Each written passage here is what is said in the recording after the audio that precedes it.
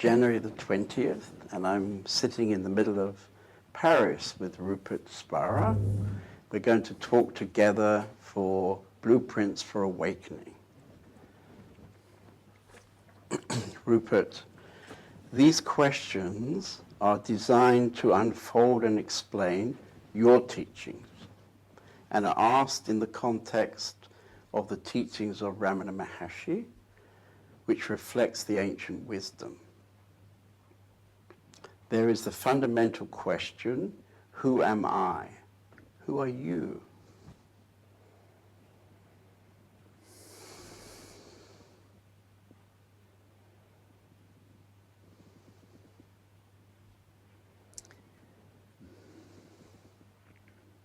When we ask ourselves the question, what am I, or who am I, or when we just speak the word, or think I, we refer to something.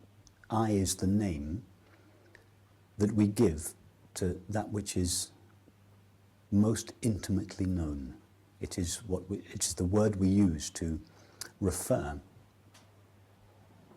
to that which is most intimate in our experience. We normally think that this I is a body and a mind. So when we say I, we refer to this body here, plus all the thoughts, the memories, the hopes, the desires, the fears that are considered to reside inside this body. So when we first ask ourselves the question, who am I, the obvious place to look is at this, here, at this body, or this collection of ideas that I have about myself. For instance, that I am a man, I am of a particular age, of a particular height, of a particular nationality. So, as we turn our attention towards this I that we know ourselves to be, a strange thing happens, because we look at the experience, for instance, of the body, and we see straight away that the body is in fact known in the same way that the world is known. The body appears to us as a sensation, in just the same way that this room, the world, appears to us as a perception. For instance, if I were to go now into the experience of the body, it is a cluster of sensations. Those sensations are known. They are known by me. And in fact, even ordinary language betrays this understanding. We say, I feel my body, I feel my leg, that we refer to something actually which knows the body, which feels the leg, in the same way that we say, I see the wall or the tree. We refer to something again which knows or experiences the wall or the tree or the world. So it becomes obvious very early on that when we turn our attention towards what we consider ourselves to be, that whatever it is that we refer to as I is that which knows or experiences the body. For instance, in this moment it is what experiences this current cluster of bodily sensations. Likewise, all the thoughts that we may have about ourselves, for instance, the thought that I am of such and such an age, or that I'm a man, or that I'm British, or these are all ideas that are known, and we know that they are known by me. It is I that knows my thoughts. It is I that knows these bodily sensations in exactly the same way that it is I that knows the perceptions that we call the world. So that's a very simple but very profound realization to come to, because previously we thought that I the body-mind is the subject of our experience, and you and others and the world is the object of experience. But when we look closely at the experience of the body and the mind, we see that the body and the mind are objects of our experience in exactly the same way that the world is. So we now arrive at a new formulation of our experience. It's not a new experience, but it's a new formulation of our experience, where we see, no, it is not I, the body-mind, that is the subject of experience, and the world, including all others, that is the object. It is I, whatever I is, that is the subject of experience, and it is the body-mind world that is the object. So, if we keep looking towards this I, we've now seen, and when I say seen, I don't mean understood intellectually. We've seen in an experiential way, by looking directly at our experience of ourself, that what we refer to as I is not a sensation or a thought or an image. So we keep facing this I, which is the most intimate thing we know. It is the best known thing, if we can call it a thing.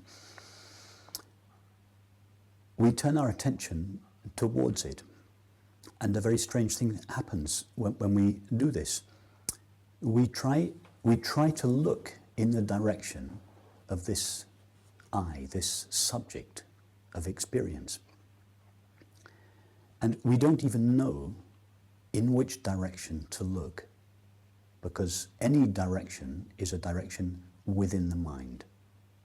So we want to turn our direction towards this I that we intimately know ourselves to be, but it is always, as it were, behind us. It is always in the opposite direction. Wherever we seem to be looking, it is not there, because we can only look towards a direction, a known direction. So it is always, as it were, behind us, always in an unknown direction. So what can we say about this I? We know for certain that it is present. Whatever this I is, it is present, and whatever it is knowing or experiencing. Whatever it is that is hearing these words, that is sensing the current sensation of the so-called body, whatever it is that is perceiving the so-called world, is knowing, experiencing. So these two elements are inherent in our experience of ourself. It is both present and knowing. So it could be called knowing presence, or it's often referred to as awareness, which simply means the presence of that which is aware. So if we continue to look in this directionless direction, in other words, in the direction of ourself, and ask ourselves, what else can we say about it? What else can we know from experience, from this current experience? What can we be sure of? What is this I? We know that it is knowing and present. We know that it is this knowing present, this knowing presence. What else can we say about it? If we look, for instance, as to where it is located,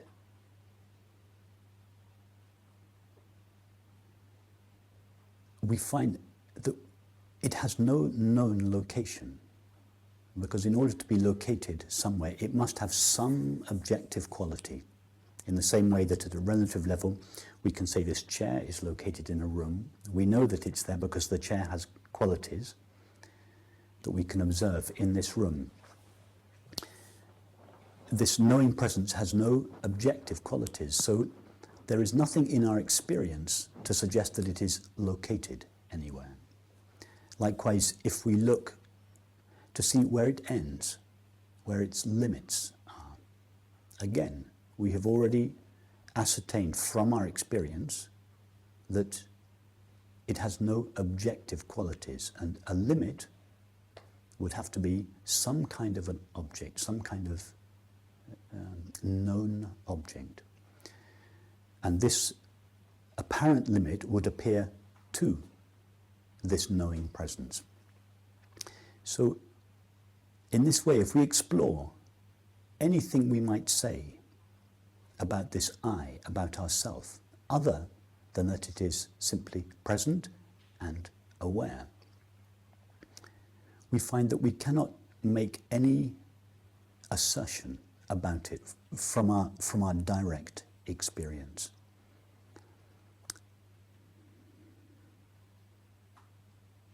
So this completely challenges our our accepted belief, and more important than our belief, our feeling that what I am is an entity that is located inside here somewhere, looking out, seeing, I the seer, or I the hearer located in here, or I the thinker, or I the feeler. It completely destroys the apparent evidence that we have for thinking, and more importantly for feeling that what we are is located and limited. Now,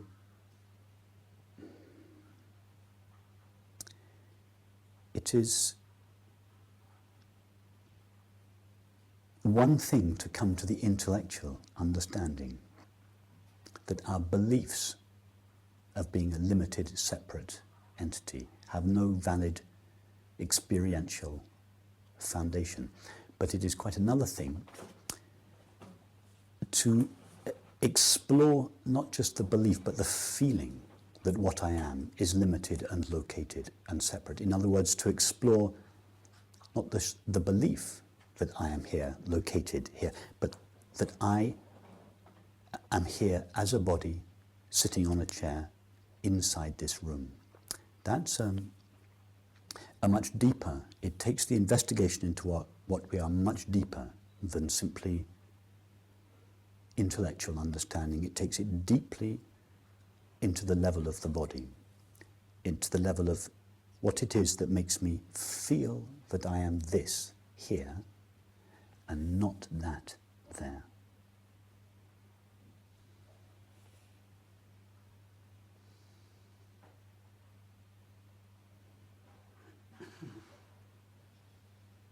Many seekers are looking for enlightenment as if it is an experience. What is enlightenment?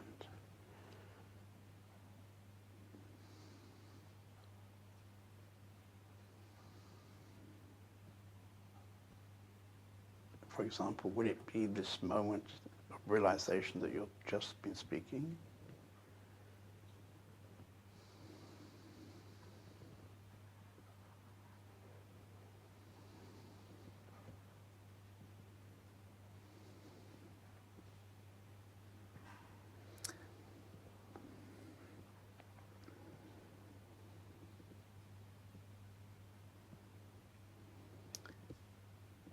We could say that enlightenment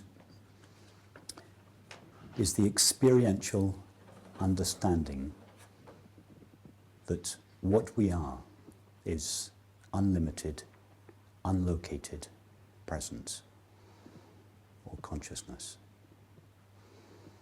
What is it that knows that? Unlimited, unlocated presence is the only thing there to know that. So it is a self-recognition that takes place prior to the mind, that what we are is this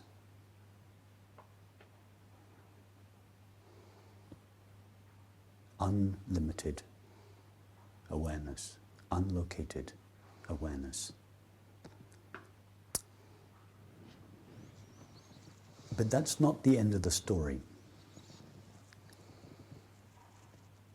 because it's one thing for this recognition, this self-recognition to take place, for presence, as it were, to recognize itself, to taste itself, for the dualizing mind, which conceptualizes a separate entity in here and a separate world out there, to collapse, leaving presence knowing its own being. But it's another thing, there's another, we could call it another stage, and that is when the mind and the body and the world reappear within presence. What is their relationship to the presence in which they appear? So there is in a way it could be called a further stage of self-inquiry, it could be called, in which, as it were, the world is gathered back into presence, having been projected out by the dualizing mind, having been projected outside as other, made out of something other than consciousness. That it is, as it were, gathered back. So there's a further exploration where the mind and the body and the world are explored, re-examined in the light of our understanding of ourself as unlimited presence. And they are seen. And when I say seen, I mean they are understood experientially to be made out of the substance that knows them. So when we recognize that what we are is unlimited presence, we take our stand, as it were, as the witnessing consciousness, behind and prior to all appearances of the mind, the body, and the world. But then when the mind, the body, and the world reappear, we explore them again in the light of this experiential understanding, and we discover that they are not just witnessed by consciousness, they are made out of consciousness. That consciousness is not just the witness, it is the substance. It is not just transcendent, it is immanent. And that's further explorations could be called, it's just a way of using words, not everybody uses them in this way, but it could be called self-realization, or the self-realization process, which is the reabsorption of the mind, the body, and the world in this knowing presence. Actually, it's not reabsorbed. They've always been there. They've always only been made out of that. But it's in our actual experience, we understand in an experiential way that they are made out of, the mind, the body, and the world, are made out of nothing other than what we intimately know ourselves to be.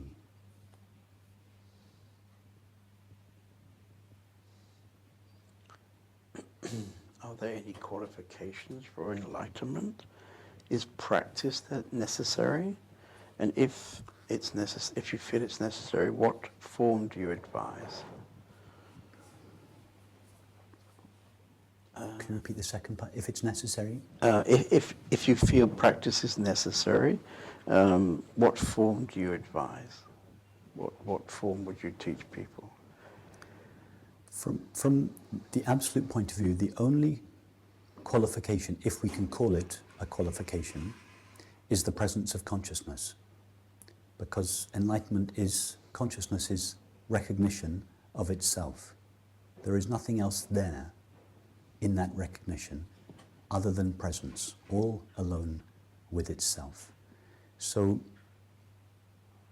truly nothing other than consciousness, than the presence of consciousness is needed. And as that is always present, the qualification is always available, always present to everyone at every moment. Having said that, if the dualizing mind has appeared within consciousness and ultimately made out of nothing other than consciousness, and has imagined that this knowing presence resides in here somewhere, or in here, that it is glued, as it were, to one part of the totality of its experience, just this body and nothing else. At that moment, the all-pervading consciousness seems to be shrunk into a body. And at that moment, the world jumps outside. So the separate entity and the separate world are born simultaneously. They are two sides of the same coin. They always come and go together. Once that has taken place,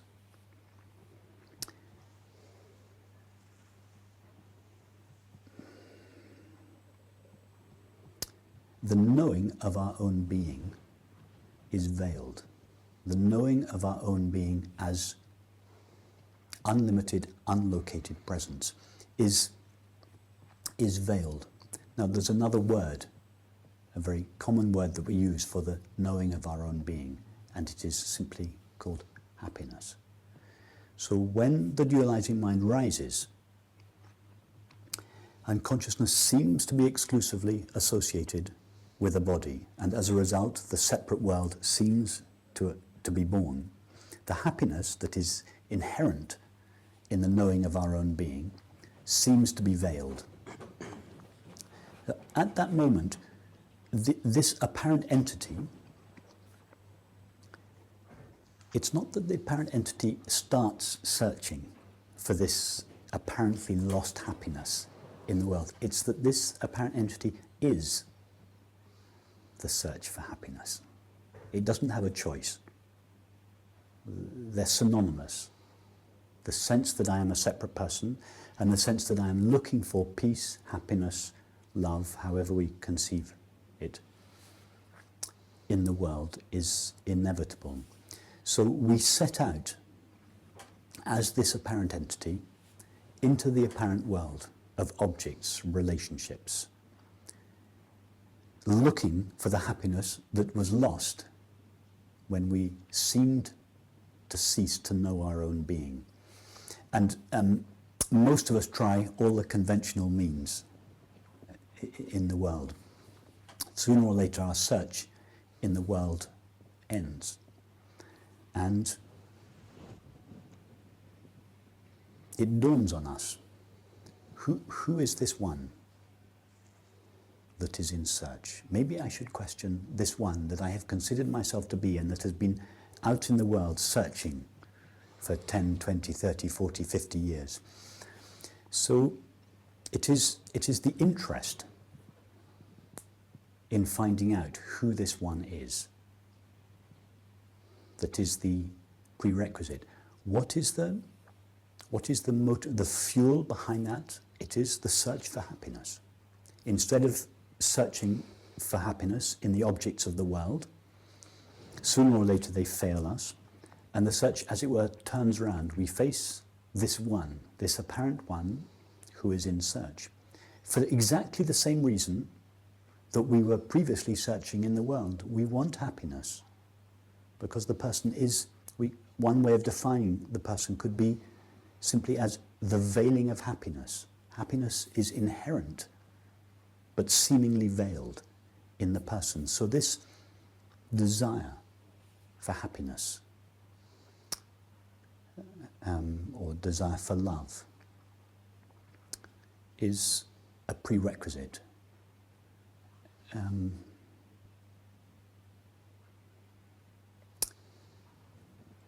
As we search in the world, we search within the realm of multiplicity and diversity, always looking for new objects, for new people, for new situations, for new events, for new places. So there seems to be a huge range of options as to what will provide this happiness. As we turn round to face this seeking self, our search becomes very narrow. There is no longer any multiplicity or diversity there. We are simply looking towards the I, towards the self. So all these disparate energies that were previously focused towards the world get focused towards ourself. So, and this, as we become more and more focused there, this search, it gains more and more intensity. So it is this intensity of our love for happiness, or the intensity of our love for truth, or love, which is really the sole prerequisite. And that itself comes from the very happiness that seems to be veiled. So then there isn't really any practice. Yeah, well, yes, the practice is, if we are a person, if we consider ourselves to be a person, the practice starts the moment we turn round and we ask ourselves, who is this one that is unhappy? Who is this one around whom my life revolves, that is always, well, nearly always dissatisfied, nearly always seeking fulfillment in the realm of objects? So that the practice or the investigation is to explore this apparent one, not just the belief in what we consider ourselves to be, but the feeling of what we consider ourselves to be. So the investigation is an investigation at the level of the mind and at the level of the body. And it leads back and back and back, as it were, as we look towards this I, that the I loses all of its accretions. We see, as we said earlier, that it is not a mind, it is not a thought, it is not a sensation, it is not located, it is not limited. So with this investigation, we go back and back and back and back until we can't go back any further. And we arrive just at knowing and being. But not knowing and being as two things, knowing being, knowing presence. So the practice could be called this return to ourself. But then as I said earlier, there's another stage of the investigation which is no longer carried out by an apparent person. We have still discovered that what we are, or we have discovered by this stage that what we are is presence, knowing presence, and that this knowing presence is not limited or located. But there is then, for most of us, a further stage of exploration, of exploring the substance of the mind, the body, and the world. But it's not a practice that is undertaken by an entity. It's an exploration at this stage mainly of the body, the sense of me in the body, and the sense of not me in the world. But it's not an investigation that is undertaken as a person. It is a reabsorption, as it were, of the whole realm of experience, including the world, back into ourselves.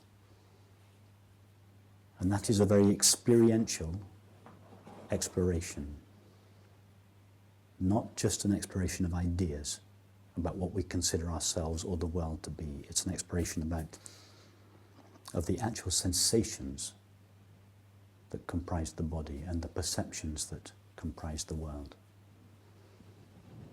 and what it is that seems to make a distinction between them.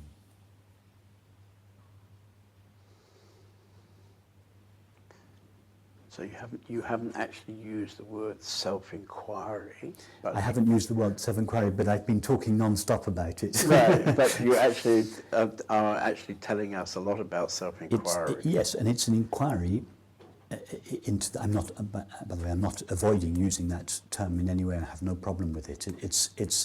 But I would be very specific about the use of that term. I would say that it was that self-inquiry was an investigation at the level of the mind into the belief that what we are is personal and limited, and that it is in some ways more importantly, an exploration at the level of the body of what it is that makes us feel that we are limited and separate. Because it's not so difficult to come to explore our ideas and to see there is no justification for the belief that consciousness is located and limited. But long after that belief is no longer present, we still feel that we are located as a body sitting on a chair in a room. So both these two aspects are incorporated in what is called self-inquiry. It's not just a mental process. What am I? What am I? What am I? It's not. It's a deep investigation of what we intimately know ourselves to be. All right. Well, that's very nice, because I was going on to say that Ramana had said self-inquiry is the most direct route to realizing the self. And then I was going to ask you about that. But actually, without specifically directing your words to that, you've actually talked a lot about self-inquiry. So yes, it may be slightly differently emphasized, I would say, perhaps what you've spoken. Yes, I've been speaking almost entirely about this exploration of the I,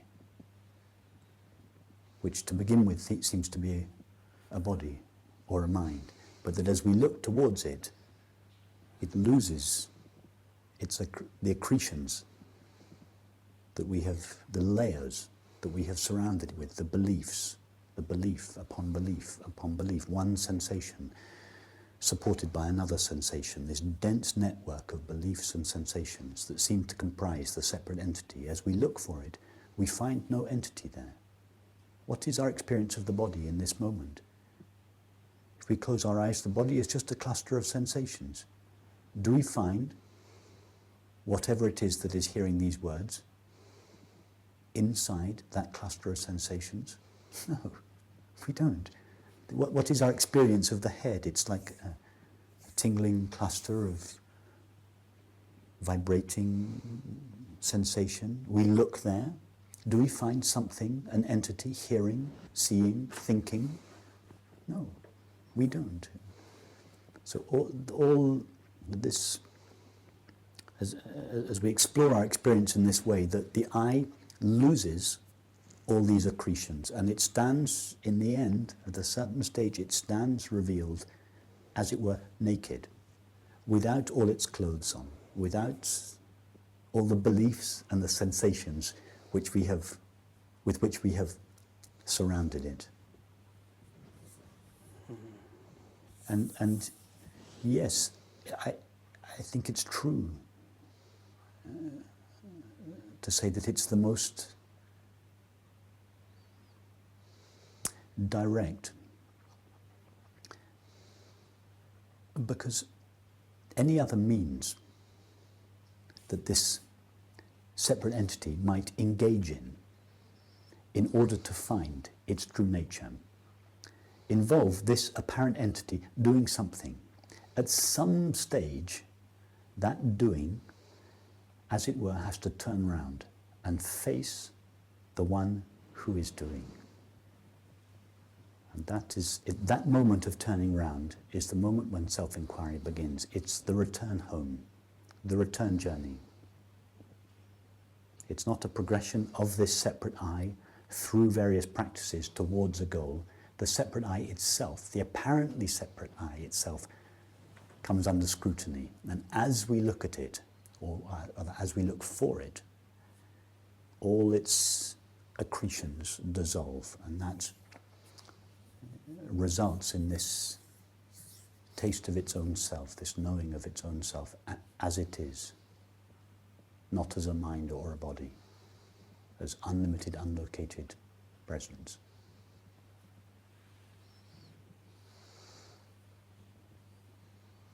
When Ramana was asked, when will the realization of the self be gained? He replied, when the world, which is what is seen, has been removed, there will be realization of the self, which is the seer. What is the true understanding of the world and how to remove the world? The world is normally conceived to be separate from, independent of, and at a distance from the seer. And moreover, made out of something other than the seer. So there is something which is considered to be located in here, which knows, or which is considered to know or see. And then the world is made out of something else, a different substance called matter. We give it a name. It is what consciousness is not. That is basically what we consider, what I am not, is what we consider the world to be. It is actually a concept. No one has ever experienced such a world. Indeed, nobody has ever experienced a world in the way that it is normally conceived of. That is, as an object that is independent of that which knows it. So,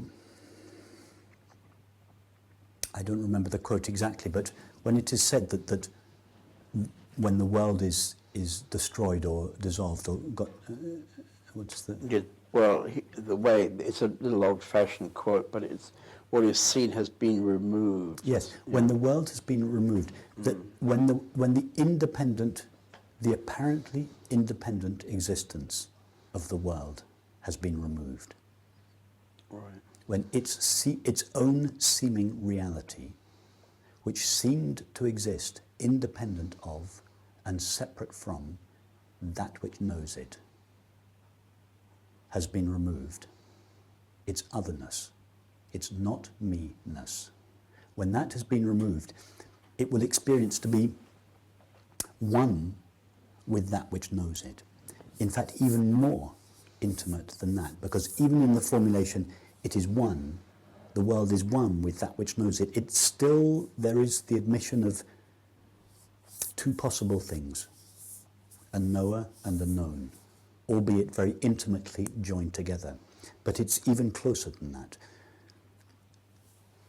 It is this knowing presence that we intimately know ourselves to be, that takes the shape, as it were, of perceiving.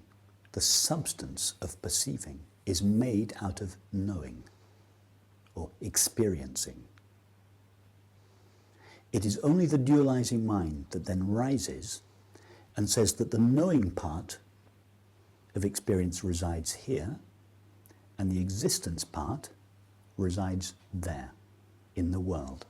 So with this dualizing thought, the seamless totality of experiencing or presence is apparently divided into two things.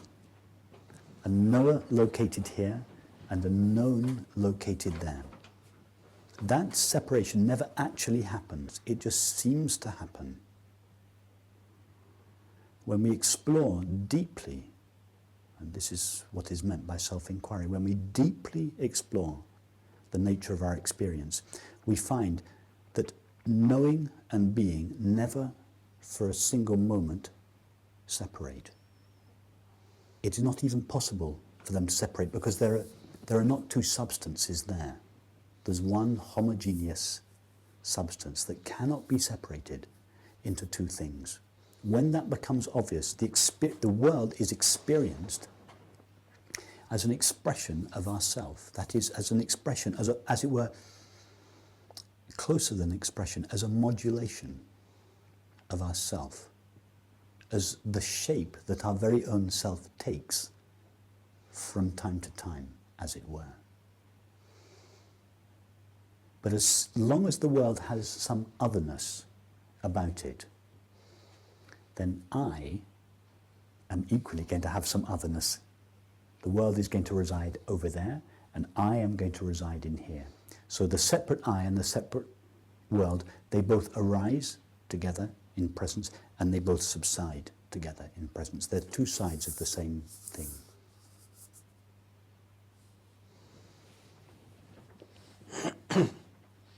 It has been suggested that the mind must be destroyed for liberation to occur.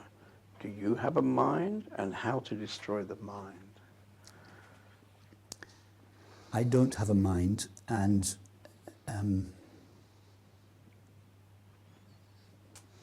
so I can only speak from experience. There is a concept of a mind, and that concept of a mind is like a vast container that is housed inside each head. And inside that container, called mind, resides all the memories, the hopes, the fears, the desires, the anxieties, everything. All the images and thoughts are considered to reside inside this container called mind. Has anybody ever seen that mind? Have you ever experienced the mind that the thought mind refers to? There is a current thought, certainly. There is a thought which is being expressed now. Or there may be an image appearing. But does it appear in a mind? Does anyone have the experience of the container called mind within which the current thought is taking place? So we were talking about this idea that the mind has to be destroyed. So, yes, in order to destroy the mind, we first have to find it. So the mind is considered to be like a poisonous snake that is ruining everything, and that we want to kill it. So we go looking for this poisonous snake, but nobody has ever seen the poisonous snake. Sooner or later we realize that this idea, this image or this concept of a vast container called mind, which resides somewhere in here, called the body, inside this sensation. Nobody has ever seen, for instance, nobody has ever seen a thought inside a body. We go now to the sensation that we call my head. It's this tingling, amorphous mass of sensation. And then we take a thought, any thought. Where should we go for dinner tonight? Is it our experience that that thought appears inside this cluster of sensations that we call the head? The cluster of sensations called the head appears. The thought appears. They actually appear in the same place, out of the same stuff. But one doesn't appear inside another. They both appear in and made out of presence, consciousness. So no one has ever experienced a thought or a mind inside the head, or a thought inside the mind. The mind is simply a thought. The thought, what shall we have for dinner, doesn't appear inside another thought called mind. One thought cannot appear inside another thought, in the same way that one thought cannot appear inside a sensation called the head.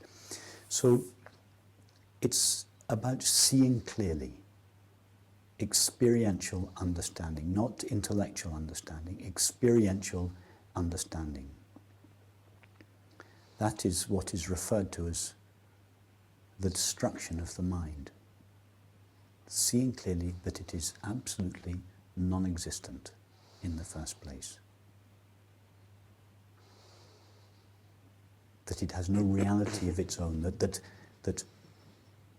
the mind is a concept, but that concept itself is made only out of the thought that thinks it, made only out of thinking. And thinking itself is made out of the substance of our own being. It is our own being that takes the shape of thinking and appears as this idea called the mind and the world. But just because it appears as that idea doesn't mean that it is so.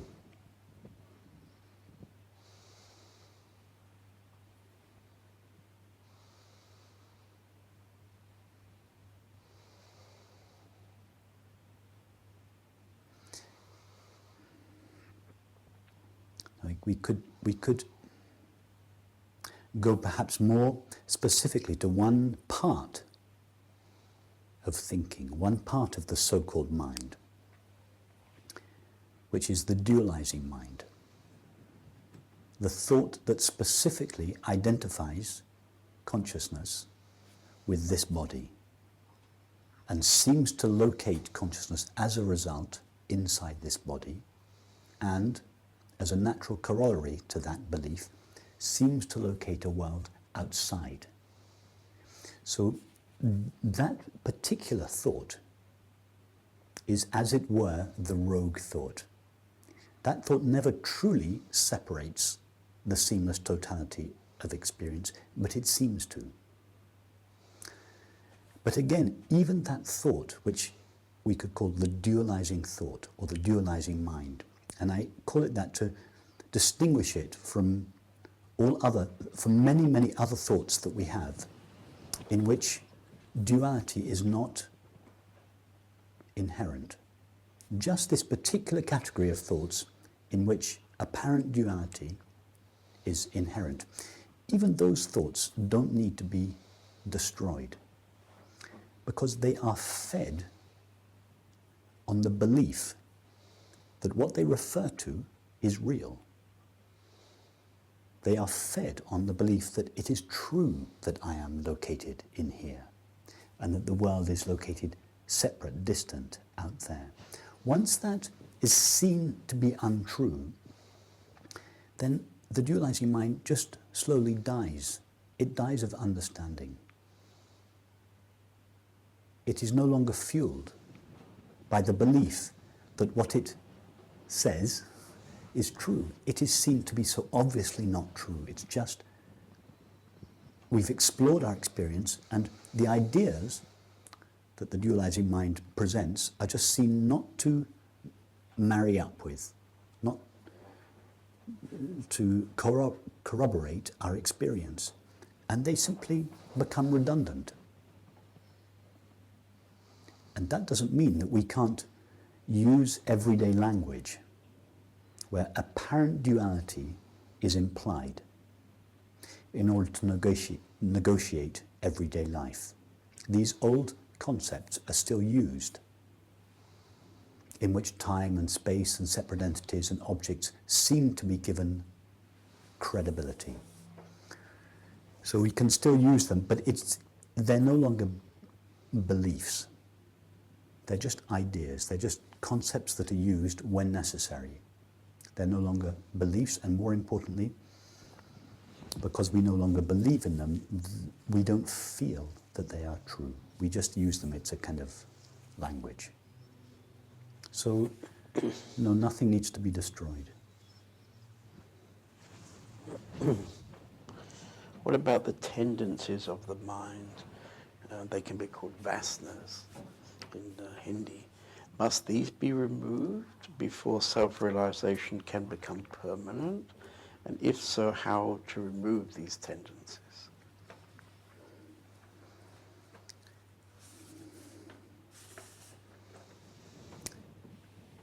There's a very nice image that I would like to use in this respect, and that is of a very deep well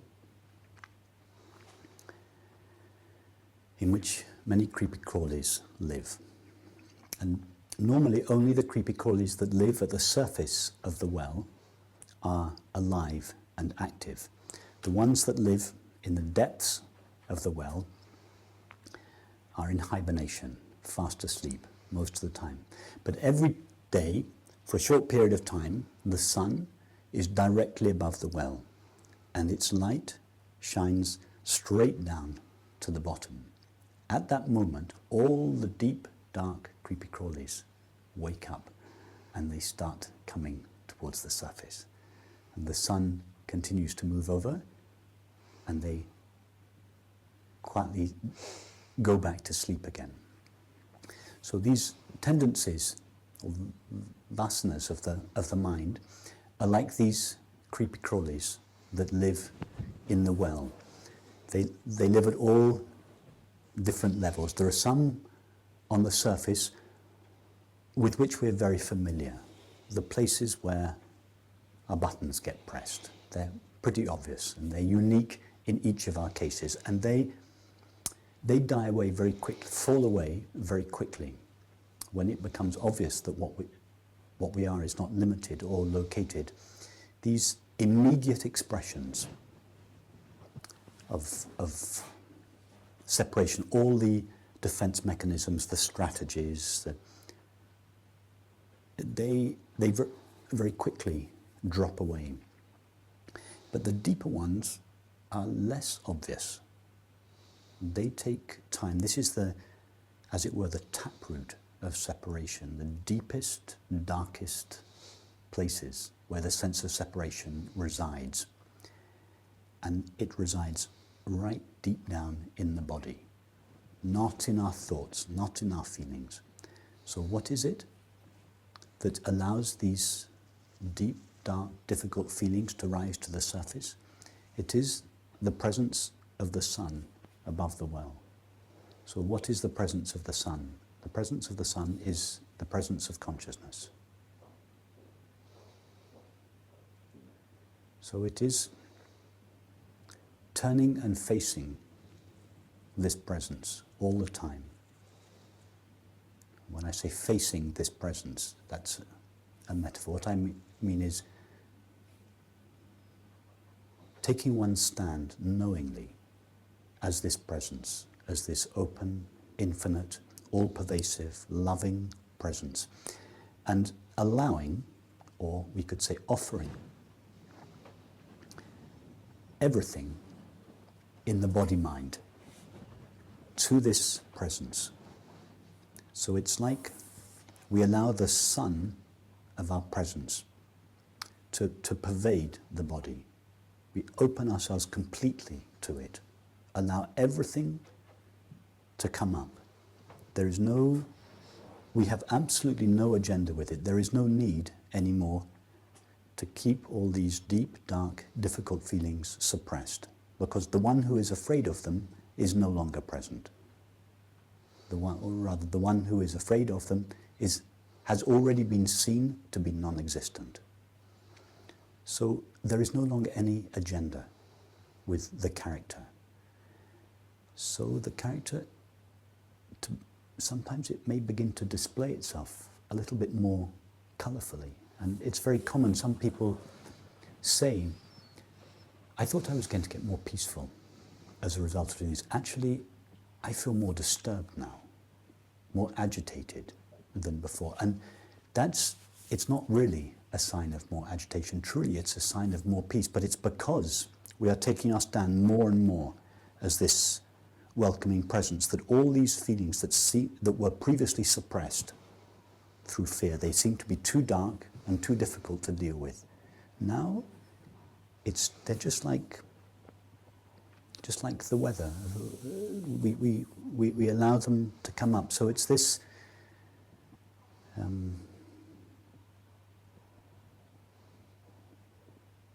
taking our stand as this openness, as this completely loving,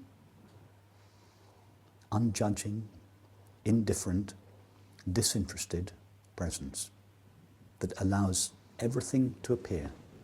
Nothing can appear without presence first saying yes to it, as it were. Nothing can appear outside consciousness. So we know that what we are, presence, cannot be touched by any appearance of the mind, the body, or the world. In just the same way that the space in this room, however agitated the activity in this room might become, whatever anybody said or did, would leave the space completely untouched, and yet the space would have to be there to allow it in the first place.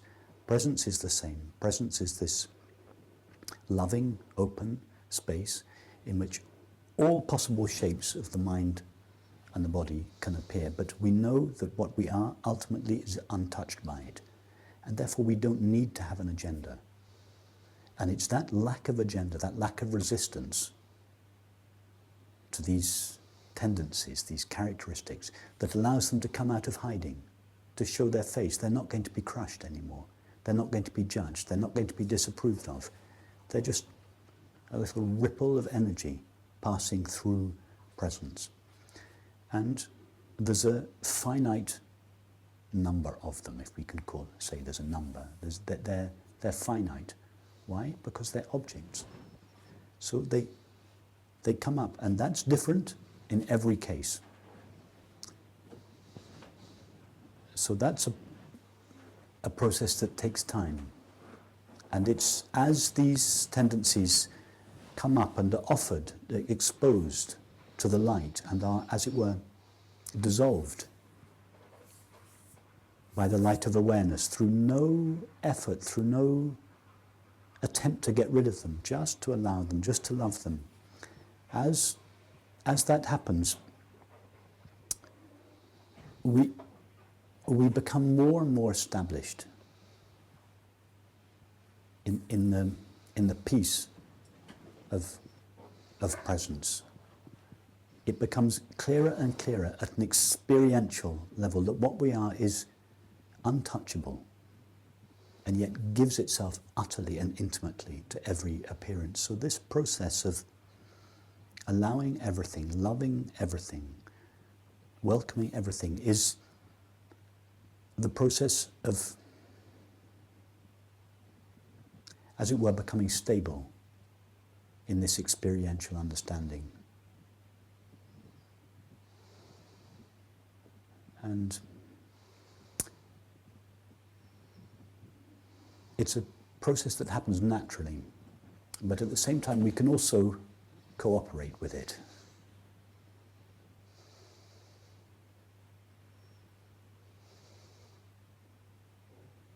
Life presents situations where all these deep, dark, difficult feelings are provoked. But there are also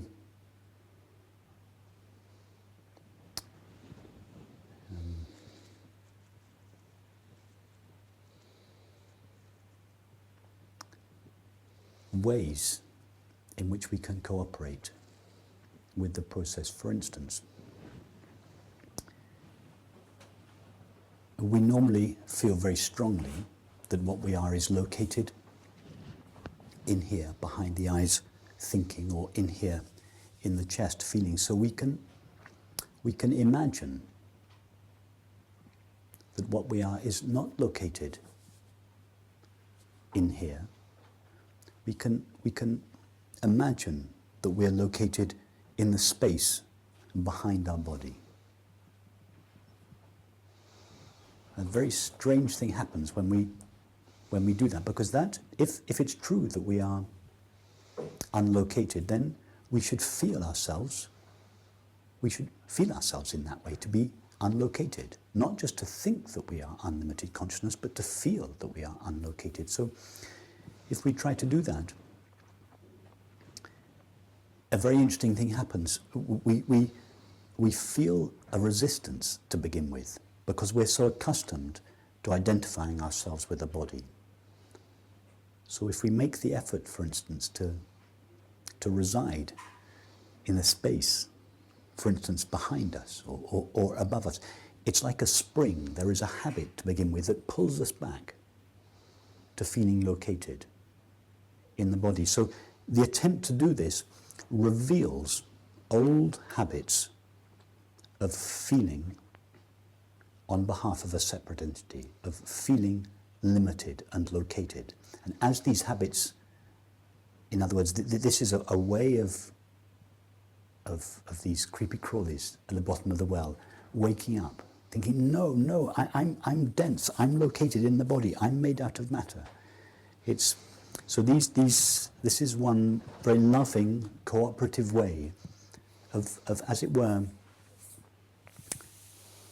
inviting these tendencies to appear.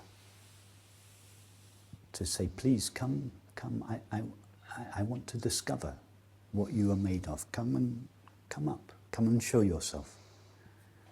So it's not, I repeat, it's not in any way an attempt to do anything to them, but just to say, it's just a way in which these old habits of feeling on behalf of a separate entity can be revealed.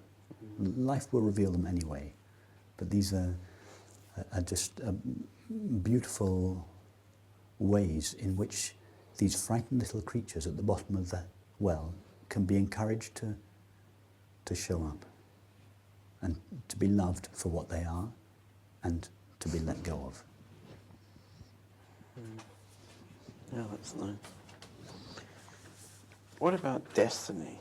Do you expect things to simply happen, or are you expressing your free will and choosing?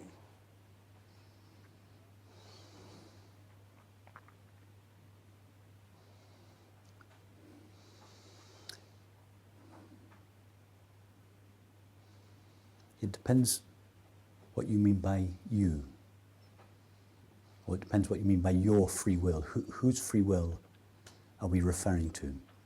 If we understand that the separate entity that we believe and feel ourselves to be is simply made out of the thought that thinks it and the feeling that feels it, then it doesn't make sense to think that this thought creates something or wills something or chooses. Thought is just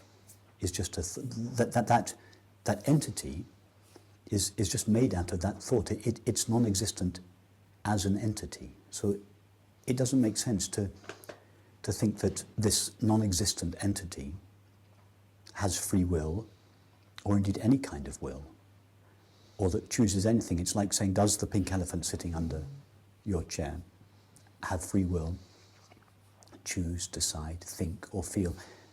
Both the answer yes and the answer no presupposes the existence of the pink elephant. But the pink elephant doesn't exist. The separate entity, we have already seen that it's non-existent. So it's not, there's no question of a separate entity choosing anything or willing anything.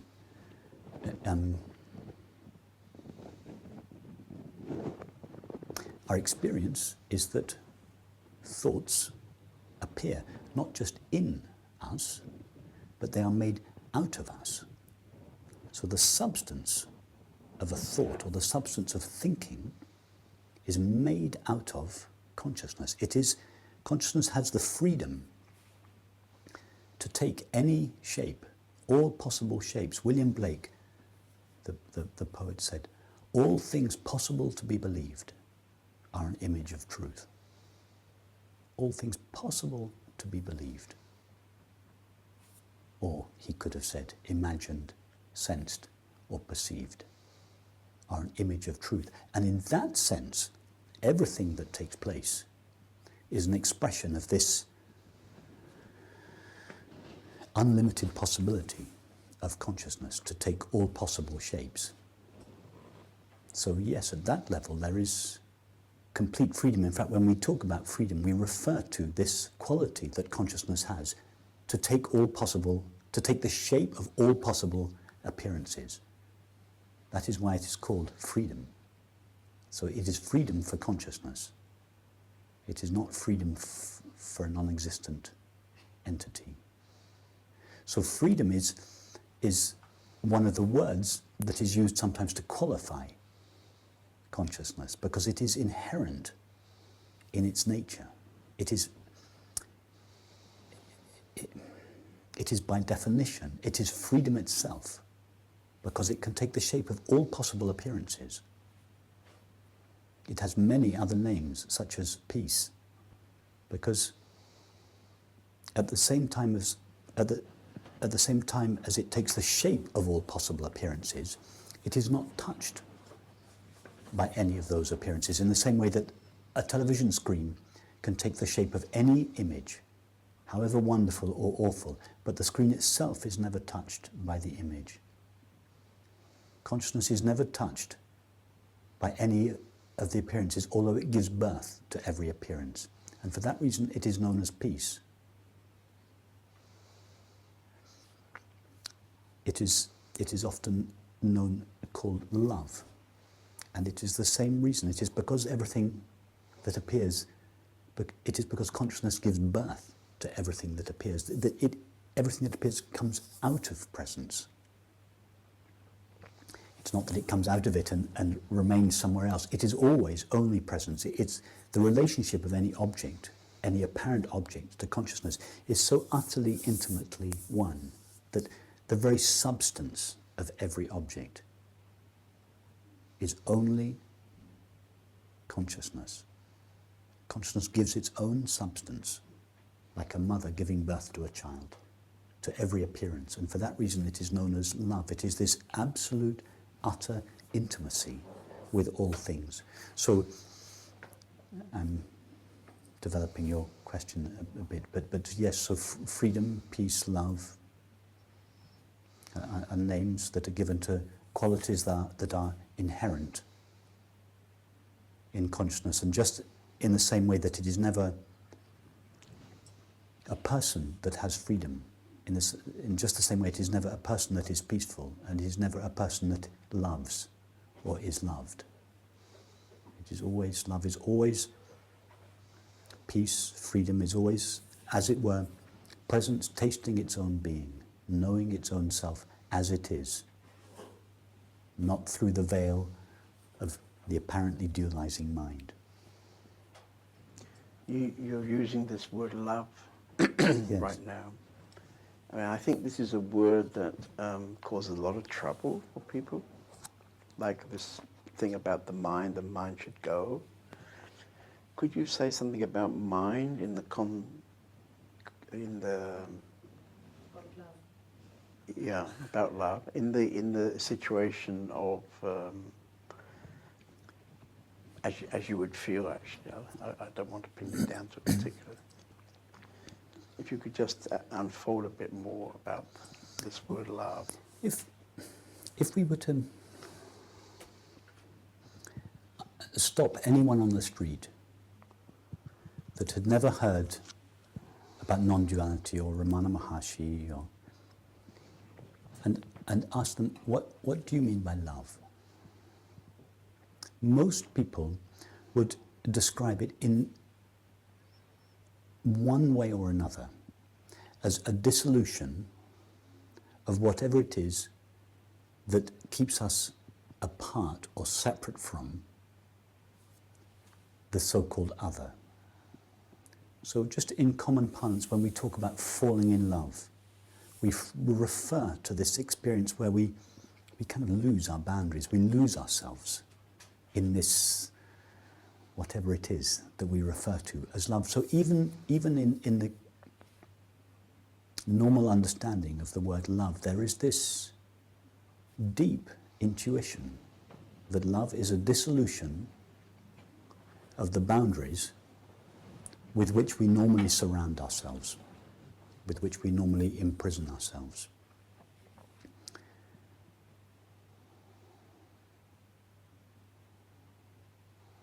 So love is one word that is given to this non-objective experience of consciousness tasting its own being, knowing its own self. When it ceases to create a dualizing thought with which it seems to become located as an entity here, and which all others and objects seem to be located out there. It is the collapse of this dualizing thought which seems to separate the totality, the seamless totality of experience into two things, I and the world, me and you. It is the collapse of this dualizing thought, which is itself only made out of consciousness. So there is never any true separation. But it is with the collapse of this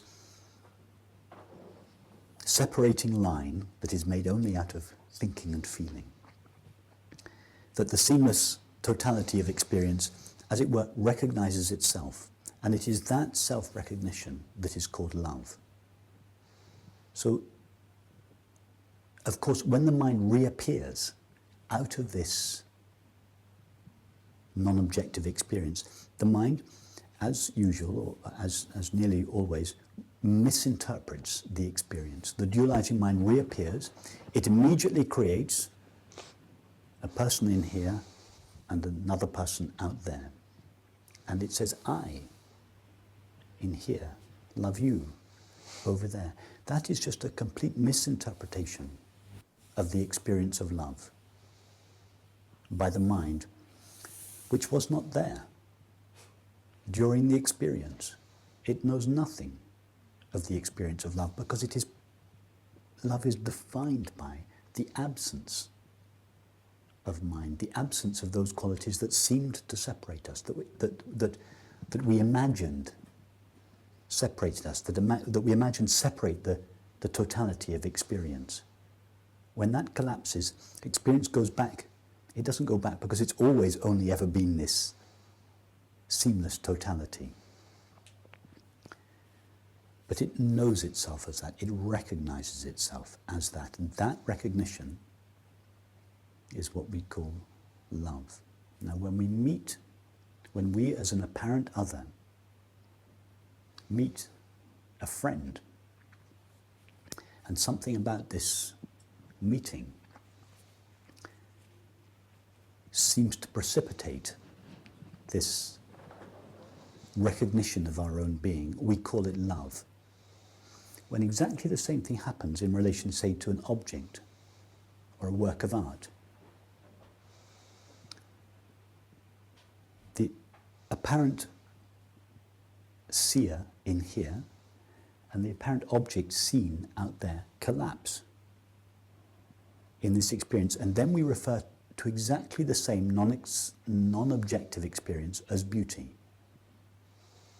So normally when we see it in relation, when it seems to be triggered by a meeting with a person, we call it love. When it seems to be triggered by an object, we call it beauty.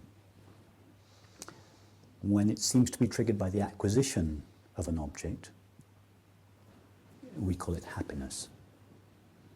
But these are all different words that refer to exactly the same non-experience, non-objective experience. The tasting of our own being, the knowing of our own being.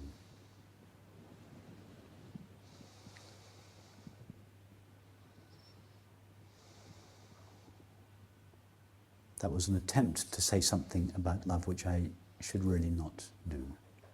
No, I think you should do it because it's something that causes people a lot of trouble, and I think what you said is very good. And I actually would like to encourage you now to talk a bit more about beauty, because that's also something which people maybe don't always bring together with this subject of truth. That's very true. The two paths of knowledge and love are well documented in the spiritual traditions.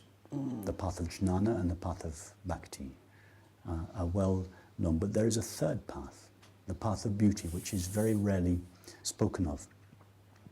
So the path of knowledge, which culminates in understanding, and by understanding I don't mean understanding in the mind. By understanding I mean the dissolution of the mind. So on the way of knowledge, the mind investigates and it dissolves into its source. That is called understanding.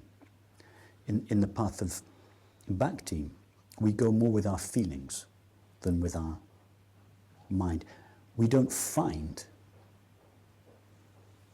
the beloved, we dissolve in the beloved. And that is called love. But there is a third mode of experiencing. We don't just think and sense, we also perceive. So there is a third path that corresponds to this third mode of experiencing, which is arrived at through the process of perceiving, seeing, in the case of a painting or a sculpture, tasting in the case of food, hearing in the case of music. So whichever path, as it were, we set out on, whether it is through thinking, through feeling, or perceiving, At the end of that apparent process, the thinking, feeling, or perceiving dissolves into that which is its source, its substance, and that experience is called understanding or love, or in the case of perceiving, beauty. So beauty is again another name for the taste of our own being, the knowing of our own being. And it's the particular name we give it when it has been, as it were, accessed through perceiving. So in the same way that we may listen to a dialogue or a conversation that expounds the teaching, and this will dissolve the mind in understanding. On the way of beauty, it's just done through the senses, just through perceiving. It's not a mental process. The best example I can think of in this respect is the painter Paul Cézanne, who was a pure non-dualist. And he said, and I'll quote it because it's a most beautiful, succinct, clear expression of the way of art, the way of beauty. He said, everything vanishes, falls apart, doesn't it? Nature is always the same, and yet nothing in her that appears to us lasts. Our art must render the thrill of her permanence, along with her elements, that is, the appearance of all her changes. It must give us the taste of her eternity. So he's saying, everything vanishes. He's talking to the world. He's standing in front of Mont Sainte-Victoire, the most solid, permanent, enduring structure in nature. And he's saying everything vanishes. The world vanishes. The world falls apart. What did he mean? He means that we have a belief that the outside world is solid, tangible, real, independent of consciousness. But actually when we go to our experience, which is what he was, and this is what he was trying to portray in his painting, when we go to the experience, we find that the world is only made out of perceptions. That's our only knowledge of the world, is perception. We have no other knowledge. We don't even know if there is a world outside our perception. So he was saying, everything vanishes. The world, every time a perception vanishes, the world vanishes. Every time a perception vanishes, the apparent solidity of the world falls apart. Everything vanishes, falls apart, doesn't it? And then he says, nature is always the same, and yet nothing in her that appears to us lasts. And these seem to be contradictory. In one moment he says, nature is always the same, there is something which lasts all the way through, always the same. And then he says, but nothing in her that appears to us lasts. So what can this always the same be made out of? He's already said it's not made out of perceptions. It's not made out of intermittent perceptions, because by definition they don't last. Then he says, our art must give us the thrill of her permanence. Our art, what we make as artists, must give us the joy. It must give us the thrill of her permanence, the thrill, the joy of that, whatever that is ever present, that runs throughout our perception of the world. And then he says, along with her elements, the appearance of all her changes. In other words, it must take the appearance of all her changes, in his case colours, in a musician's case sounds. So it must take all these appearances and it must arrange them in such a way that it gives us a thrill of her permanence, the thrill of that which lies behind her appearances. It must arrange the appearances, the colours, in such a way that it indicates the permanent, what he called that which is always the same, the permanent background. And then he finishes, it must give us a taste of her eternity. Not the taste of that which is always present in time, but a taste of that which is ever present, timelessly ever present. So here he's observing the world. He's seeing that the world as such doesn't exist in the way we conceive it to be. It only consists of perceptions. Those perceptions are falling apart, but there is a reality that pervades them. They appear against a background. Of course, he's referring to consciousness, or to whatever we call it. That's what we call it, but he didn't use that word. And then he's saying that a work of art is so arranged, all these appearances are so arranged by the artist as to somehow give a taste, not to give the concept of non-duality, not to give the concept of eternity, but to give a taste. Our art must give us, our art must give the thrill of her permanence. It's not just a neutral background. He indicates that this background, that which is ever present in the experience of nature or the experience of the world, is not just this bland background. He calls it thrilling. William Blake described exactly the same thing. Every bird that cuts the airy way, every bird that flies through the sky is an immense world of delight, enclosed by the five senses. An immense world of delight, what Cézanne calls a thrill. It's delightful. It's made out of love. It's not just a neutral background. It's what's, in the Indian tradition, they mean by nama rupa satchitananda. When name and form are removed from the background upon which they appear, the apparent knowing of reality and the apparent existence, these two apparent things, knowing in here and existence out there, they collapse. Or the separation between them collapses, and ananda is the result. What Cézanne referred to as the thrill, what Blake called the delight, what we could just call love or joy. And this third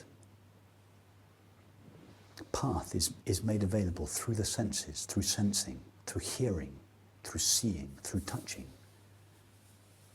So that's where, through tasting, a really exquisite cook is doing the same thing, just dissolving us in being.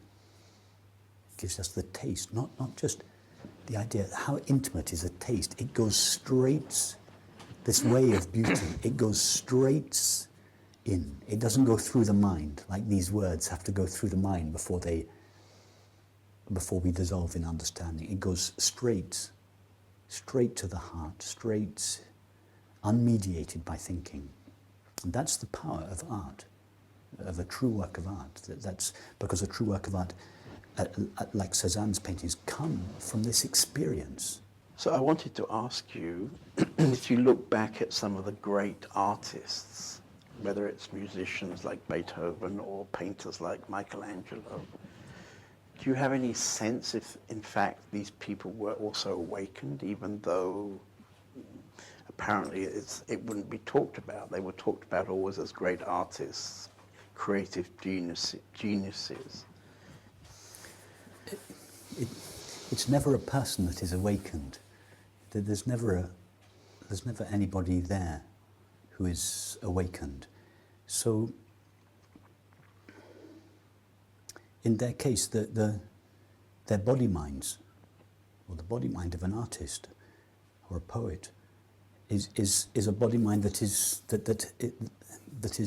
refined and sensitive, and that has, in the case of an artist, a skill that has learnt the A to Z of his or her art form, so has the means available in the body to express something in form. But it's in the moment of creation, it is the absence of this sense of separation that allows the experience, the momentary experience of beauty, the tasting of our own being, to take the shape through the particular qualities of the body-mind that in the case of an artist have become very refined and have learnt a skill, that have ability in music or painting. For example, Michelangelo produced the Pieta in the Vatican, I think, when he was 20 years old, something like that. Whether or not, when his mind returned, after the experience, after the moment of painting, when he went home, the I thought then arose again and said, I, this body-mind, was the creator and the doer of that painting. The answer is, I've no idea.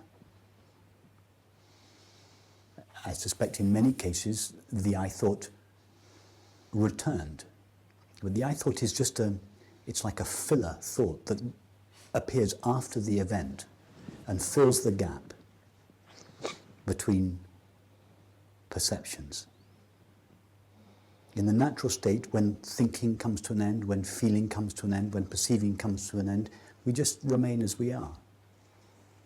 Open, empty, available, ready to take the shape of the next appearance. But in this timeless gap, in order to, as it were, avoid the emptiness, the apparent emptiness of this gap, we recreate the I thought, which says, I thought it, I created it, I did it, I chose it, I saw it, I loved it. And in the case of a work of art, I did it, I thought. So maybe that did happen, maybe it didn't, I've no idea. But in the moment of creating, there was this transparency, the reality of experience. And this is just a metaphor now. The reality of experience here recognized itself out there in the Mont Saint-Victoire, in Cézanne's case. There was this recognition that was then translated into the medium of the mind, colours, form. But it was this self-recognition that was being modulated by the mind, given form. But in that moment, there was just pure seeing, pure experiencing, given the shape of perceiving. Maybe thinking came back later and claimed it. I don't know. But it doesn't matter, because what was left from this, in this case, this moment of painting, or what is left to us of Bach's music, still shines with that same power. It still shines with the place, the experience from which it came. And therefore it still has the power within it to transmit, to give us a taste, to deliver that experience. When I say deliver that experience, that's a metaphor. I mean to reawaken, to inspire this recognition. Some artists, not only were they able to express this, not only did they experience it and had the ability to express it, they also knew what was going on. In a sense, the I thought didn't come back. Someone like Rumi, who was not only an artist, he was also a mystic, or not just a poet, but also a mystic. Some, it seems, weren't. But I'm speculating now, because at that level, I don't know about what thoughts appeared to Michelangelo. Okay. But it doesn't matter. It doesn't matter, because what they truly were is left for subsequent generations. And the reason why now, when we hear certain pieces of music or see certain paintings, and it just dissolves us, it just melts us, it is because they come pregnant with the experience from which they are permeated, they are pregnant with them, with their origin.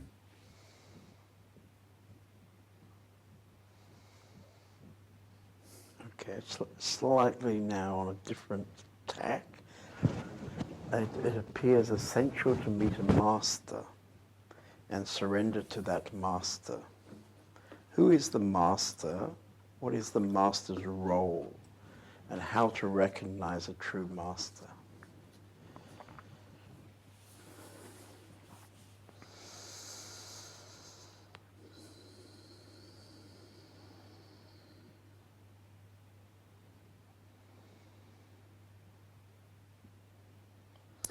Once we have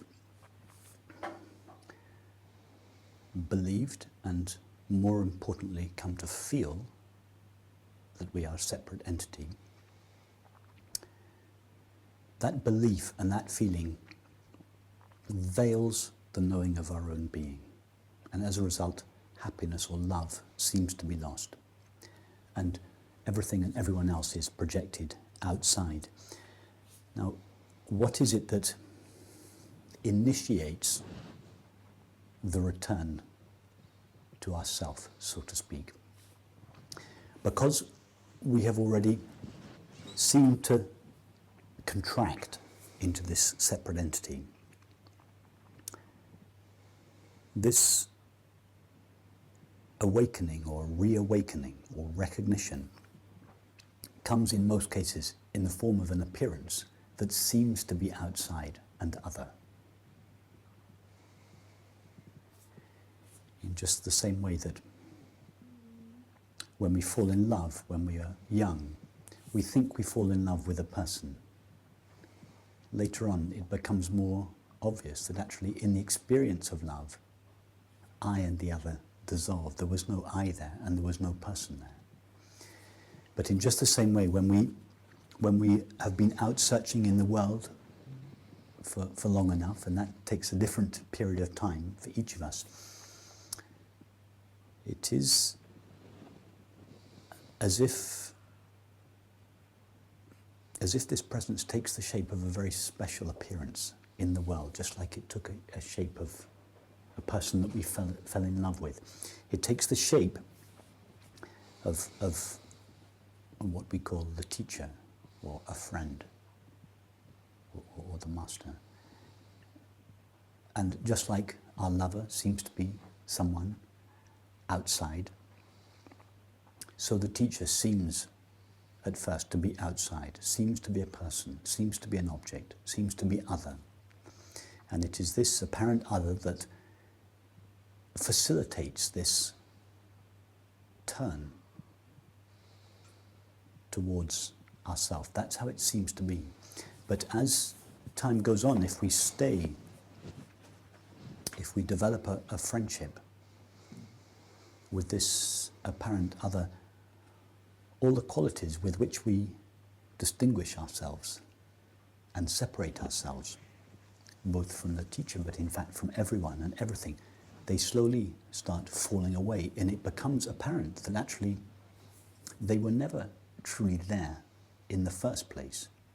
So our idea of what the master is, of who the master is, who the teacher is, becomes refined in exactly the same proportion and at the same time that our ideas about what we are become refined. So as the I loses its accretions, so the teacher loses his or her accretions.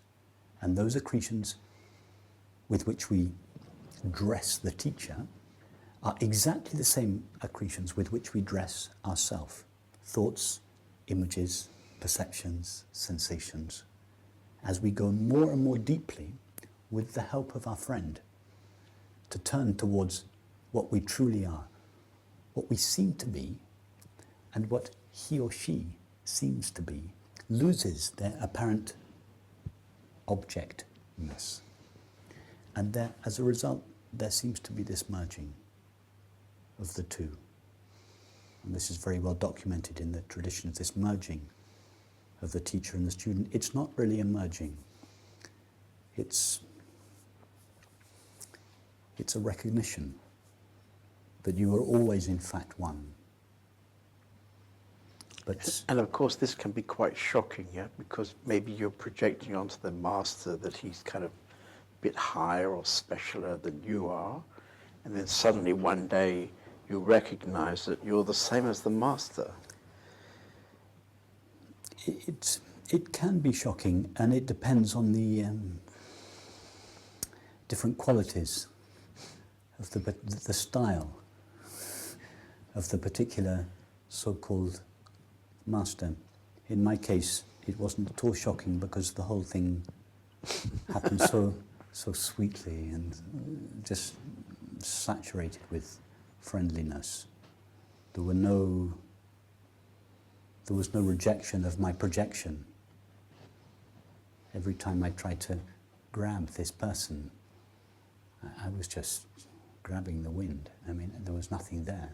There was no rejection of my attempt to make my teacher a person. There was just nothing to get hold of, and I was left hanging, and all the energies that went towards this, they collapsed, and I learned as a result of this, as it were, to withdraw the projection. There was no resistance, no denial, no rejection of this on the part of my teacher, of this projection. There was just this understanding that it's natural, it's a natural stage, and that if not played with in any way, and when I say played with, I mean both if it's not rejected or, equally common, if it's not played with, then it just simply, it's got nowhere to go. The energies of the mind keep on going in that direction for a certain time, but because they're not giving anything to hold on to, the energies kind of collapse. And the relationship then begins to change from being one of a student-teacher relationship to being one of friendship. For the teacher, it was always one of friendship. For the student, it seemed to be a student-teacher relationship for a short period of time, or for however long it takes in each individual case. But sooner or later, we realize that it's a relationship of friendship. It's love. It's called love. And it's very inspiring if one's spent a long period of time with a teacher who has this impersonal quality of love. Without knowing it, we learn how to have impersonal friendships. We learn that love is something at the same time most intimate, but at the same time truly impersonal. So to begin with, very often this quality of impersonal friendship that you have with your teacher seems to be exclusive to this particular friendship. But after a while, as it becomes more natural, we notice that the same quality of impersonal intimacy is not just given, is not just shared between these apparent two. It begins to pervade all our friendships, and it has a profound effect on our relationships, whether those relationships are intimate relationships or relationships with our colleagues, or we live this impersonal intimacy, this impersonal quality of love with everyone in whatever way is appropriate. And it transforms friendship. Friendships truly thrive. They become so sweet, so tender. Really, I discovered true friendship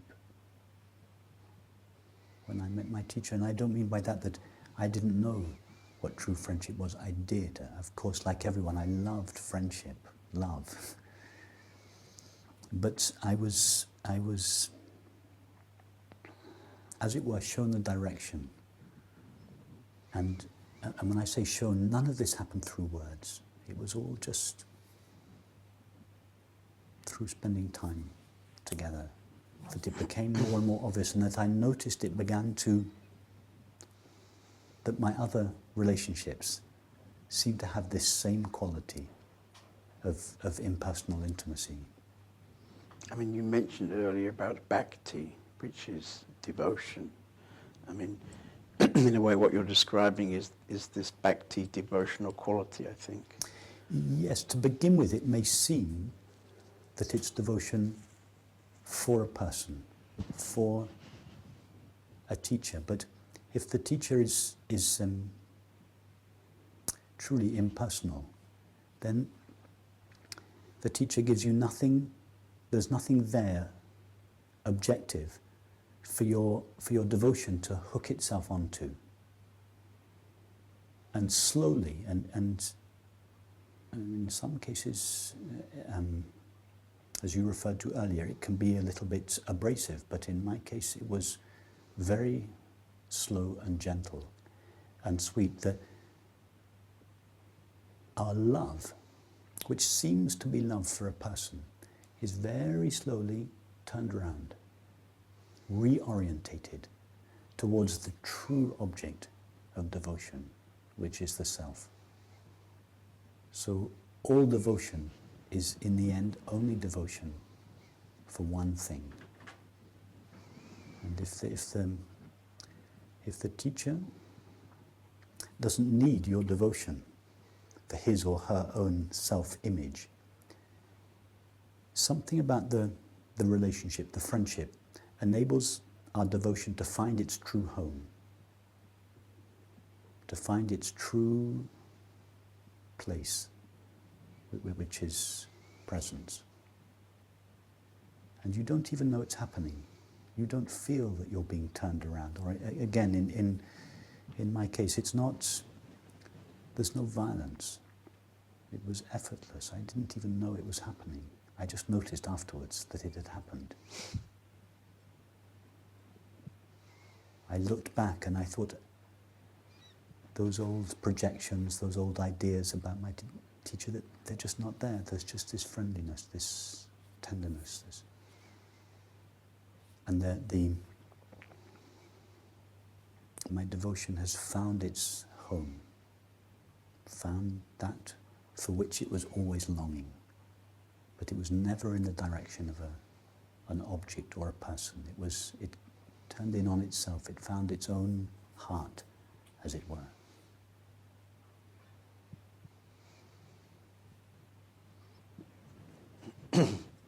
Very poetic, actually. It's very beautiful how you describe these things. This is a rather strange question now to more or less finish. Seekers often have curious ideas about the enlightened state.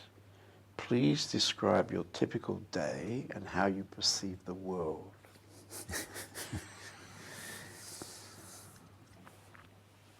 In my typical day, I won't go into too much detail, but I'll just give you a broad sketch. I wake up in the morning. My English conditioning is still very prevalent, so I can't do anything without a cup of tea. And of course it has to be lapsang. So I make a cup of tea and if there's time, go back to bed and sit in bed chatting with my wife, Ellen. Or we sit by the window and look out of the window.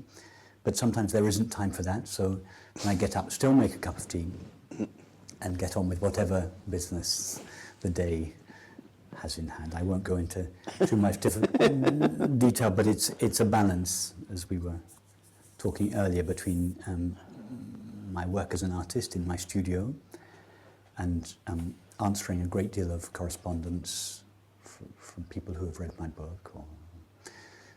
And so these two aspects of my life, which are really two different aspects of the same thing, involve activity. Thinking, doing, making, organising, speaking, relating, telephone, emails, and I enjoy. And I should say also, I have a child, a 10-year-old boy. He doesn't live with me, so I don't look after him on a daily basis, but I'm very closely connected with him and spend a lot of time with him and he with us. So it's a very, let's put it like this, it's a very full-blown, fully, very expansive, very full life in the world of relationship, work, interaction with all kinds of people and objects, and it's I find it all very enjoyable.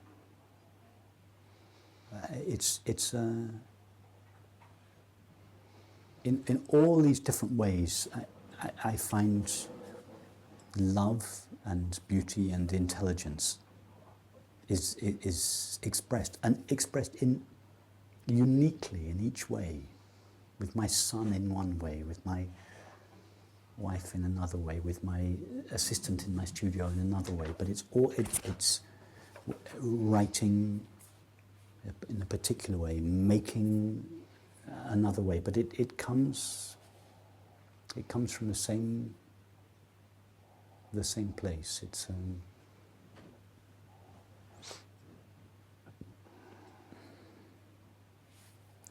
like a sort of outpouring. And I can't remember the second part of the question. Well, I think that's okay. I mean, if you wanted to say something about how you perceive the world. I perceive the world. I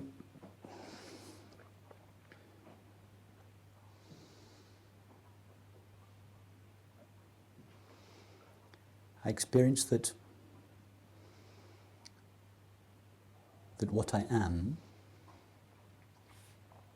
takes the shape of thinking, it takes the shape of imagining, it takes the shape of sensing,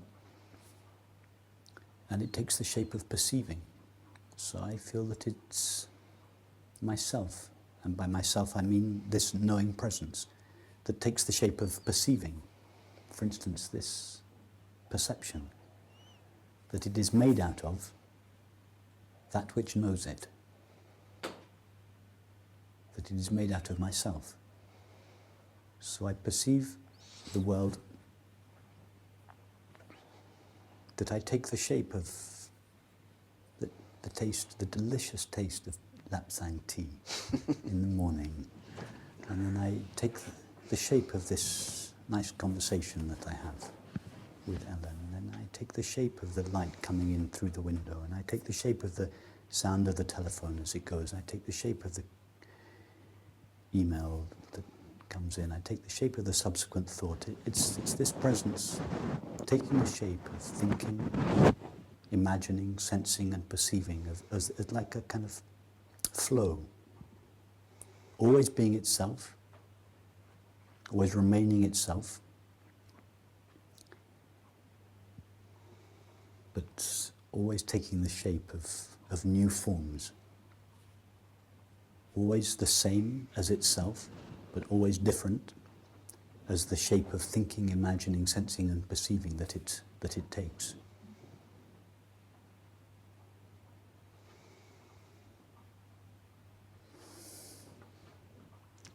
You've given us a profound discourse on awakening. I would add very poetically. When you would meet someone with a passion for awakening, what would your short advice be? People that come to my meetings, and when I feel this passion, it every time, without exception, it completely melts my heart. That's all I can say. I don't have any standard response to give them, because it depends where their particular question comes from. So I feel their love, their passion, their interest, their devotion. And so I listen but I listen with my whole body, not just with my mind, but I listen with my whole body to them. I take them in, I take them into myself. I feel like I'm them. I know where they are. I know, and I feel, I go to where their question comes from. I go there with them. And then from there, we go together, we hold hands and we walk. So it depends completely where they're coming from. Of course, deeply they're coming for this love of truth, this love of intelligence, and I share that with them. But then this love is tailored uniquely and specifically to each case, and there's absolutely no sense of what that's going to be beforehand.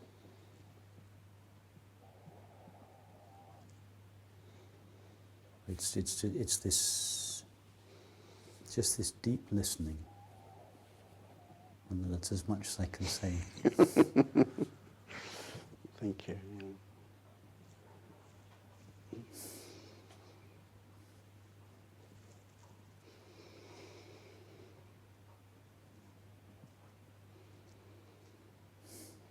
It was very interesting for me because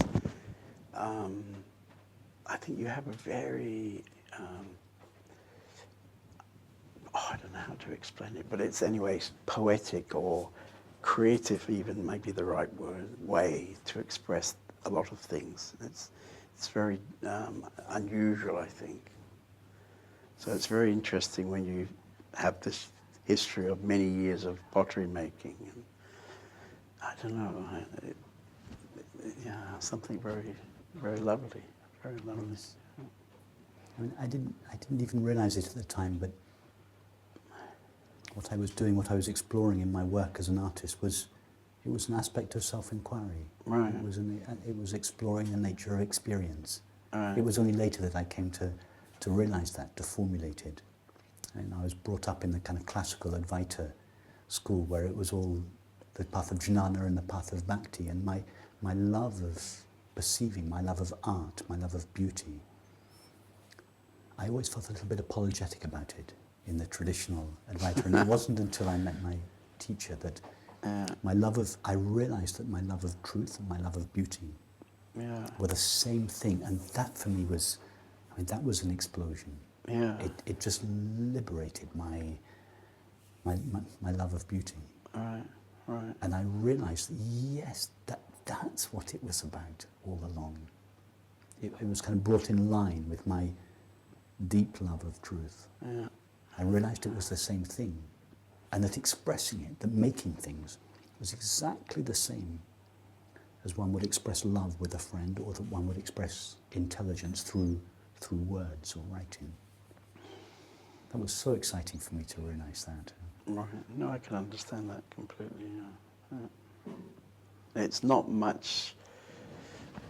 I don't know if it's right to say not much recognised, but I think Francis is sort of a bit unique about that. I think Francis is very unusual in that respect, and his teacher Jean Klein was an artist. Oh, was he? A very good musician, an artist, and had this deep sensitivity, not just for perceiving, particularly he loved painting and music, but he had this deep sensitivity towards the body. So he'd explored the body, not just the sense of separation at the level of the mind. He'd explored the sense of me at the level of feelings. What is it that makes me feel that I'm separate? What is it that makes me feel that this is me and that this is not me? So both Francis and Jean Klein had this deep love of beauty, and their teaching is equally given to the realm of the body and the world, not just the realm of of the mind. And in that respect, I think I agree with you. I was blown away when I met him. Yeah, and it's a very nice addition to traditional Advaita, I think, because additional Advaita, or anyway, the way it apparently has been taught, was a bit dry. It's a bit Yes. dry, I guess is the I right think word. there's a certain stage where, in the early stages of self-inquiry, where we're discovering that what we are is not a body or a mind, where we have, as it were, to put the body and the mind and the world at a bit of a distance. We say, no, I am not this, I am not this, I am not this. We come to the understanding, I am nothing, that is, I am nothing objective.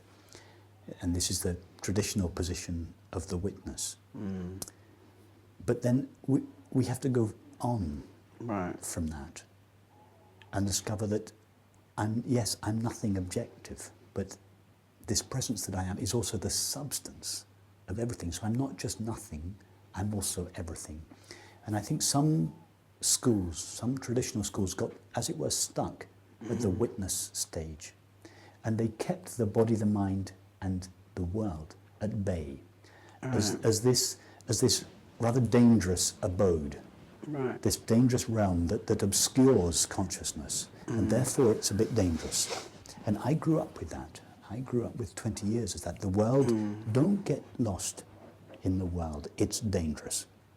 It veils consciousness.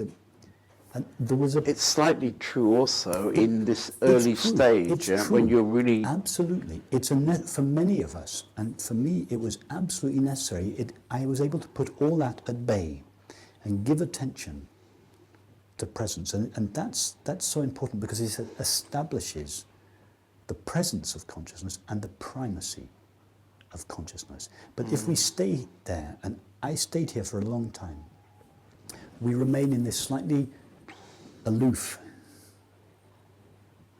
position of the witness, just behind experience, slightly removed from experience. The world was kept at bay, and it wasn't until I met Francis that the exploration continued more deeply into my experience, and that the two came back together again. But what then became clear is that this I doesn't just pervade this body, as it had seemed to previously. It pervades the world as well. I'd be interested in your response to the film we've just made about Ramana Maharshi. You probably know about him. Yes. And he's kind of an icon of somebody who sits on a couch and doesn't speak, and in a way doesn't do anything. And in this film we've tried to give him a more rounded image, because actually it's not true. That image is not true about him at all. For 15 years he was the cook for the ashram. And for 20 years he was the architect and builder, designer of the ashram. You see, so he's constantly doing stuff actually. This is one of the reasons why it's so valuable to have a friend, to have a teacher, and to spend time, not just sitting in satsang asking questions. Right, because that's one aspect of it. That's the preliminary. that's just the. Right. But spending time together because you see this love and in this intelligence in action, in response to all the minute details of life. It doesn't mean to say that you want to respond like that. Not at all. No. At the level of the body-mind, you're a totally different body-mind. Sure. But nevertheless, you just through being around, through hanging around, you see how this love and intelligence is tailored minutely to every single situation. And just by being in that environ, you learn your own ways that are unique to your own body-mind, of expressing the same love and understanding in relation to the unique situations that you're going to find yourself in. And I had 25 years of classical Advaita Vedanta. I mean, I had ideas up to here about what I thought. You know, for 20 years my teacher had had an orange robe and a beard, and I had so many ideas, and I tried to fit myself, and of course it didn't work. There was some sense of a mismatch. It wasn't until after that I spent many years Who was close that? Who with was that teacher? With Shantananda Saraswati, the Shankacharya of the north of India. Oh, okay. So it was a very classical Advaita teaching, and please don't misunderstand me, I loved it. It's a beautiful teaching. I loved it, but there was a limit for me. Right. There was something missing, which was it was more the tantric approach, where absolutely everything was included. So I think it's, yes, all kinds of ideas were projected onto Ramana Maharshi, but only those who truly lived with him knew what he was like, and saw him cooking and looking after his animals. Yeah, and getting reading the angry and screaming at newspapers people and yes, doing all kind of stuff that spiritual people don't do. You Yes, see. yes. It's very, very important, I think.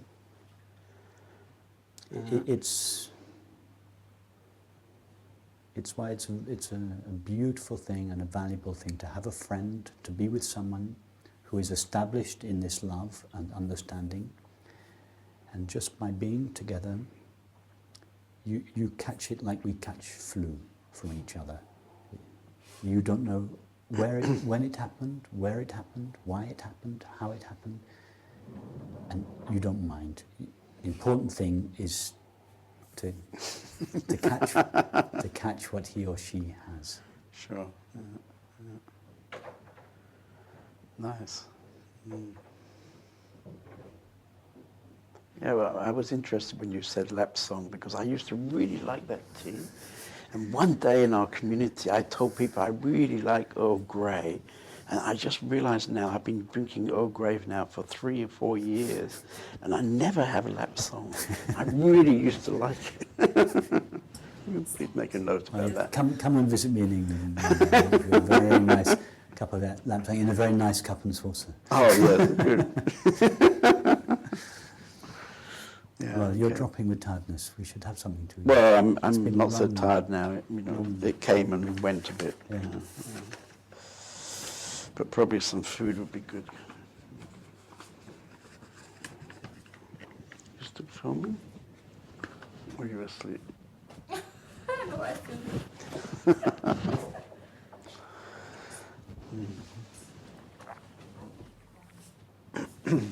So, thank you very much. It was Thank very you. delicious. Thank you.